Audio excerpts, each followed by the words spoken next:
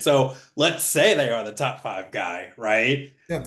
Where in general are you willing to, because you're talking about, and I think you're spot on in terms of, ideally if someone is the top five guy, they're coming in with an understanding of this is how they're doing BOGOs and this is their budtender promotions and this is where their understanding is we're good on the margin side that we can agree to.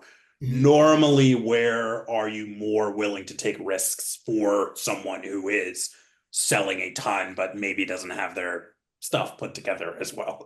Emerging brands, it's like if you're hearing chatter, I jump in Reddit, guys. Like it's Yeah. understanding and realizing what the consumer is looking for. What are our bud tenders talking about? What are the customers that are buying the product talking about in Zona Ents? Because that's what we have. A lot of the cannabis industry is strong, and they go into the blogs and they talk about the products.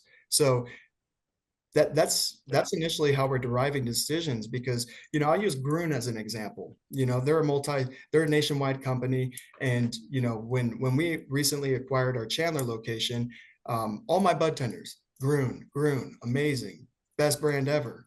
If they're behind that product and I know that they're going to sell it, I'm going to give them a shot. And that was a brand that we don't work with on the back end. It's solely organic.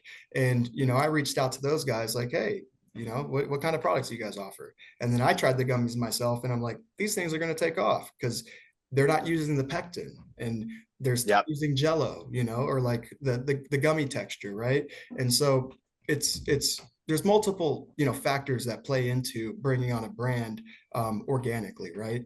Yeah.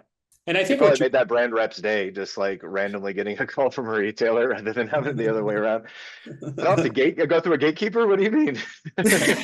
Yeah. And I think what you're highlighting something that I'm coming aware of, which is also the fact that because you have fairly robust systems and standards in place around turns over in less than 30 days, right?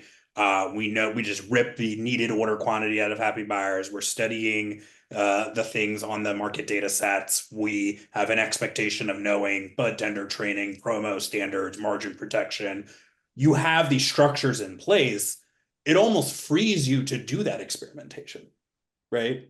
Because you know that running that experiment, right, won't throw off the entire business, right? Whereas so many folks, I do think, tend to do stuff by gut, which the whole business then is kind of getting thrown around with like, well, maybe this one will be hot, maybe that one will be hot, but you've almost like gotten all this time back to do that experimentation type of stuff because you already know what to expect on performance out the gate, basically.